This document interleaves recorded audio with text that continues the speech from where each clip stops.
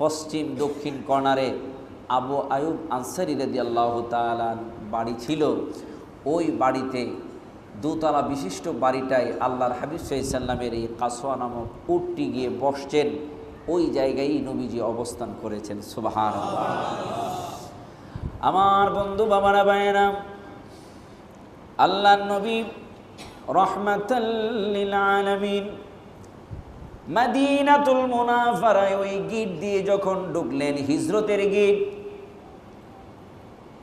ইতিহাস প্রমাণ করে, বেদায়ান নিহায়া সহ হাদিস শরীফের কিতাবগুলো প্রমাণ করে, আমার নবী ঢুকার সাথে সাথে ইয়াসরিবের মানুষগুলা নবীকে রিসিভ করার জন্য, আল্লাহর নবীকে পেয়ে এত খুশি তারা হলো, নবীজিকে রিসিভ করার জন্য তাদের ঘর থেকে রাস্তায় চলে আসলো।